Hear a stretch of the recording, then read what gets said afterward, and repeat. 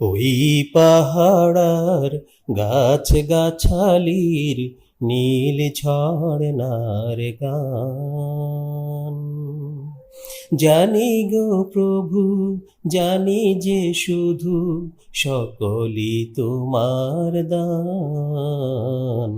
ওই পাহাড়ার গাছ গাছালির নীল ঝর্ণার গান।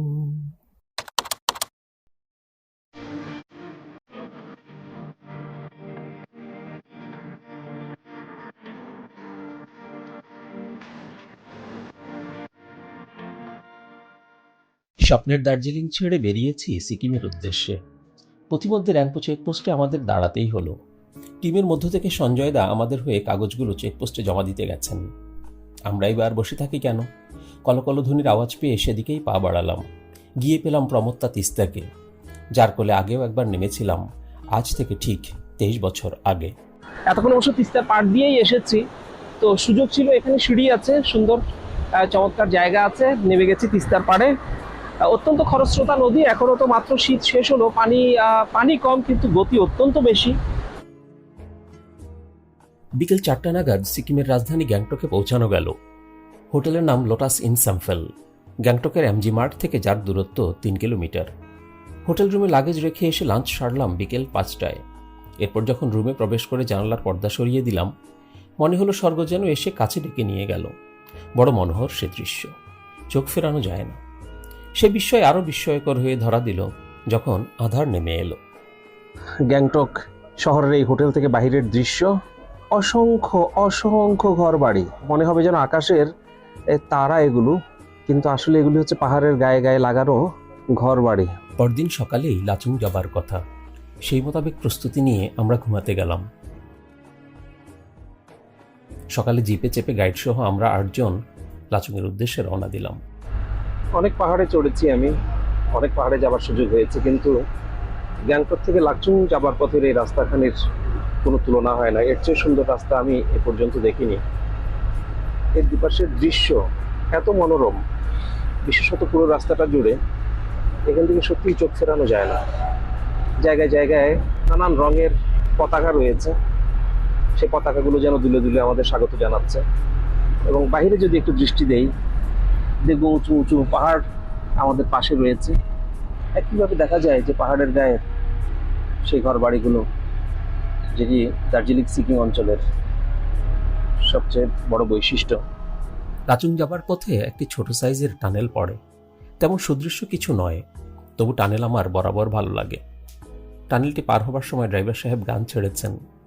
নদীর ধারে শিমুলের ফুল, নানা পাখির বাসা রে, নানা পাখির বাসা। নদীর ধারে শিমুলের ফুল, নানা পাখির বাসা রে, নানা পাখির বাসা। গ্যাংটক থেকে লাচুংয়ের এই 120 কিলোমিটার রাস্তা সারাটিক্ষণ যেন মুগ্ধ করে রেখেছিল। চলতে চলতে একসময় পেয়ে গেলাম 7 সিস্টার ওয়াটারফলস। এটি আকারে বৃহৎ, গর্জনে তীব্র এবং দৃষ্টিনন্দন। সেখান থেকে আরও সামনে এগিয়ে পেলাম নাগা ওয়াটারফলস এবং সবশেষে পেলাম ভীমনালা তথা অমিতাভ বচ্চন ওয়াটারফলস। এটি অত্যন্ত তীব্র বেগে প্রবাহিত হচ্ছে, আপনারা দেখতে পাচ্ছেন, অনেক উপর থেকে আসছে এবং এত ভালো, এত চমৎকার এই ঝর্ণাটি দেখতে। আপনারা অনেকেই জানেন যে ঝর্ণা আমার ভীষণ প্রিয়, এবং তার সাথে এক নতুন মাত্রা যোগ করেছে এই ভীমনালা ওয়াটারফলস। কল্পনায় এঁকেছিলাম লাচুং হবে এমন একটি জায়গা যেখানে গেলেই দেখবো এমন তুষারপাত যে গাড়ি থেকে নেমে দৌড়ে দৌড়ে হোটেলে যেতে হচ্ছে। রাতে হয়তো টেম্পারেচার থাকবে -10 ডিগ্রি। শীতে আমরা কাঁপতে থাকবো, হিটার নেই বলে কষ্ট হবে, ছোট বাচ্চা নিয়ে কেন আসলাম বারবার এমন মনে হবে, ইত্যাদি ইত্যাদি। বাস্তবে তেমন কিছু হলো না। ঠান্ডা আছে, তবে সেটি সহনীয়। আমরা বরং ব্যাগগুলো রুমে রেখে যতক্ষণে রান্না হবে ততক্ষণ একটু বাইরে হাঁটতে বেরোলাম। রাতে তীব্র শীত পড়ল বটে, তবে সেই কষ্ট উবে গেল যখন ভোরে জানালার পর্দা সরিয়ে বাইরে উঁকি দিলাম। বন্ধুরা, স্বাগত জানাচ্ছি লাচুং থেকে। লাচুংয়ের হিডেন ভ্যালি হোটেলে গতকাল রাতে ছিলাম।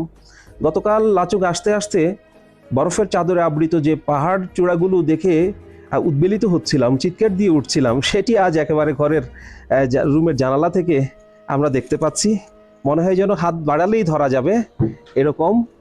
আপনারা এই যে দেখুন, 2টি পাহাড় চূড়া কিন্তু এখানে আছে, যেগুলো পুরো বরফে মোড়া। আমরা এরকমই কোনো পাহাড় চূড়া দেখতে যাচ্ছি আজকে ইয়ামথাং ভ্যালিতে।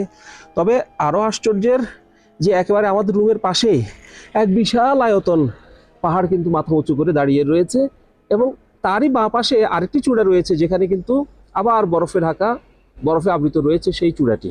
এবং আরও একটি জিনিস আবিষ্কার করেছি, এই পাহাড়ের ঠিক মাঝ বরাবর জায়গা থেকে একটি ঝর্ণার ফোয়ারা কিন্তু বেরিয়ে এসেছে।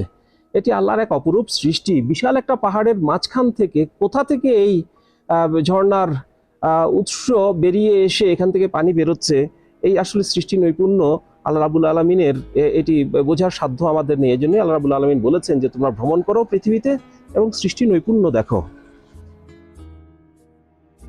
আজ আমাদের ইয়ামথাং ভ্যালি যাবার শিডিউল। অনেক প্রশংসা শুনেছি এই ভ্যালির, ফলে বাড়তি উত্তেজনা ছিলই। নাস্তা সেরে বেরিয়ে পড়লাম সকাল 8টায়। গাড়ি এগিয়ে চলেছে অপার সৌন্দর্যের লীলাভূমি ইয়ামথাং ভ্যালির দিকে। ঘন্টা 2 লাগবে যেতে। যতই সামনে এগোচ্ছি বরফ আবৃত পাহাড় কাছ থেকে আরও কাছে এগিয়ে আসছে। একটা পাহাড় পেরিয়ে আরেকটা পাহাড়ের দিকে এগোচ্ছি আর ক্ষণে ক্ষণে মুগ্ধ ও বিস্মিত হচ্ছি। একসময় ইয়ামথাং ভ্যালি পৌঁছে গেলাম। গাড়ি থেকে নেমে সামনে এগোতেই বিস্ময়ে মুখ একেবারে হা হয়ে গেল। ইয়ামথাং ভ্যালির সৌন্দর্য ভাষায় প্রকাশ করার মতো নয়। এটি অপরূপ, অতুলনীয়। এটি কেবল চেয়ে দেখতে হয় আর অনুভব করতে হয়। চলে পাহাড়ি মেয়ে নামে, ভেজা তার তনু মন ধরা যায় না, কি স্বপ্ন কে দিল বলা যায় না। পাথুরে নদী চলে পাহাড়ি মেয়ে নামে, ভেজা তার তনু মন ধরা দেয় না। বন্ধুরা, ইয়ামথাং ভ্যালির মাছ দিয়ে পাথুরে নদী বয়ে যাচ্ছে, কলকল ধ্বনি আপনারা শুনতে পাচ্ছেন। অসম্ভব সুন্দর লাগছে। বড় ছেলে সায়ান ভিডিও ক্যাপচার করছে এবং ছোট ছেলে সাদ কিন্তু আমার সামনে রয়েছে। আমরা খুব এনজয় করছি ইয়ামথাং ভ্যালির সৌন্দর্য। কিছুক্ষণ আগেও বলেছি যে এটি অতুলনীয়, অপরূপ, এর আসলে কোনো বর্ণনা হয় না। অপেক্ষা করছি সূর্যকিরণ আসার জন্য। সূর্য উঠি উঠি করছে কিন্তু মেঘের সাথে পেরে উঠছে না। সূর্যকিরণ আসলেই এই অঞ্চলটা জল করবে, সেই সময়ের অপেক্ষা করছি। 0 পয়েন্টে যাবার প্ল্যান ছিল না, কারণ 16,000 ফুট উচ্চতায় আমাদের বাচ্চাদের অক্সিজেন লেভেল নিয়ে কোনো সমস্যা হয় কিনা সেটিই ছিল ভাবনা। কিন্তু ইয়ামথাং ভ্যালির সৌন্দর্য দেখার পরেও মনে একটু তৃষ্ণা রয়েই গিয়েছিল স্নোফল দেখতে পারিনি বলে। বেলা 11টার দিকে ইয়ামথাং ভ্যালিতে স্নো পাওয়ার কথা, ওয়েদার ফোরকাস্টে তেমনই দেখেছি, তবে আর তর্সই ছিল না। সবাই মিলে তাই সিদ্ধান্ত নিয়ে 10টার দিকে 0 পয়েন্টের দিকে রওনা দিলাম। 0 পয়েন্টে যখন পৌঁছেছি তখন তীব্র বেগে তুষার পড়তে শুরু করেছে। জীবনের প্রথম সচক্ষে দেখা সে এক অবিস্মরণীয় দৃশ্য। আনন্দ আর উত্তেজনায় ভুলে গেলাম যে আমাদের এখানে জোরে হাঁটতে নিষেধ করা হয়েছিল। আমরা রীতিমতো দৌড়াতে লাগলাম আর চিৎকার করে বরফ ছুঁড়তে লাগলাম। বলে রাখা ভালো, সিকিমের বেস্ট ভিউ দেখতে চাইলে উত্তম সময় হলো এপ্রিলের মাঝামাঝি থেকে মে মাসের শেষ পর্যন্ত, এই 1.5 মাস। হাই দাও সায়ান, এদিকে তাকাও, স্ট্রিটের দিকে তাকাও। আর সাথ একটু হাই দাও আঙ্কেলদেরকে, আন্টিদেরকে। ওকে, এটাই হচ্ছে 0 পয়েন্ট। শত শত গাড়ি এসেছে এবং ওরা চলে যাচ্ছে এখন বিদায় নিয়ে। এটি হচ্ছে 0 পয়েন্টের সাইনবোর্ড। 16,000 ফুট উচ্চতায় আছি, অক্সিজেনের কোনো সমস্যা হচ্ছে না। চমৎকার আছি। এই যে বুকের মধ্যে স্নো পড়ছে, অন্যরকম অনুভূতি। শেষ, এখন চলে যাব। প্রায় 1 ঘন্টা হয়েছে এসেছি। পুরো দৃশ্যটা আপনাদের একবার দেখিয়ে দিতে চাই যাবার আগে।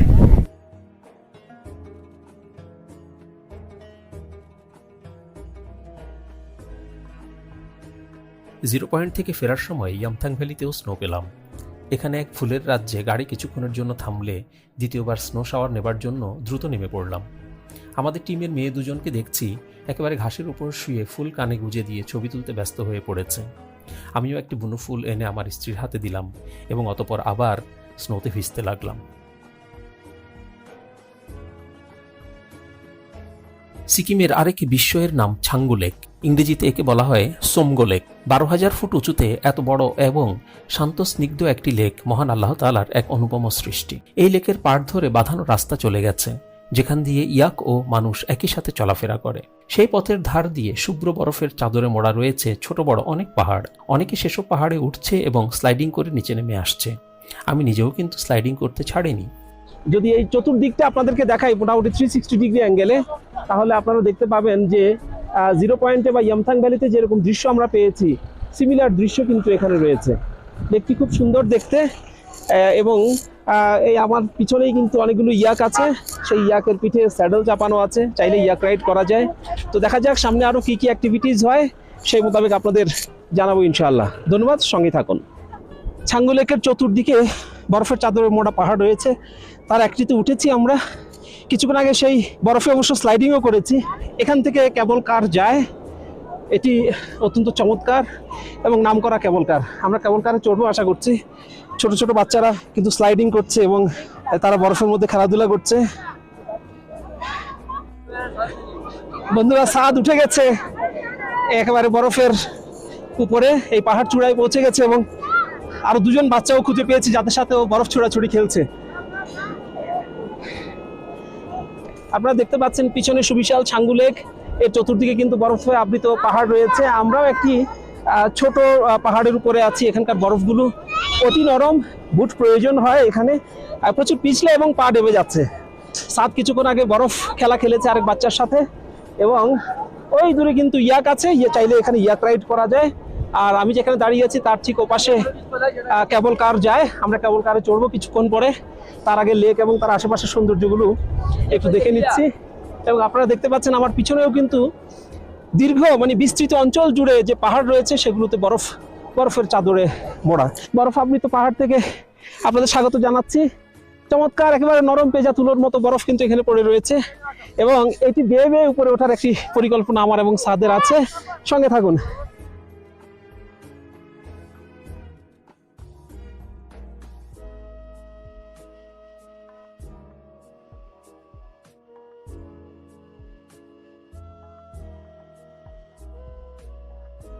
এদিকটা বেশি খাড়া, ওই দিক দিয়ে উঠতে পারিনি, বরফও অনেক পিচ্ছিল।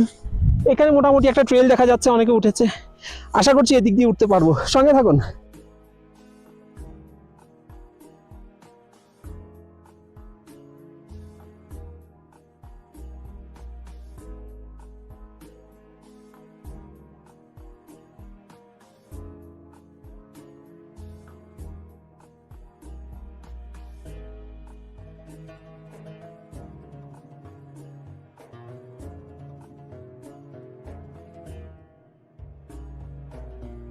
বন্ধুরা, আরো উপরে ওঠার চেষ্টা করছি।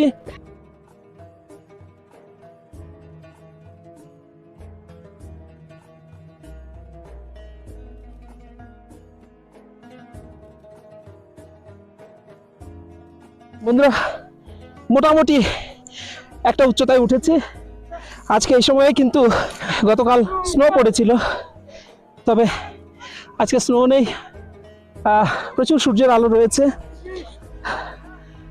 অত্যন্ত চমৎকার লাগছে। এবারকার ট্যুরে, দার্জিলিং এবং সিকিম ট্যুরে ওয়েদার যেভাবে সাপোর্ট করেছে, সেজন্য আলাদাভাবে লাখো কোটি শুক্রিয়া। সাদ সেই উপরে উঠে গেছে।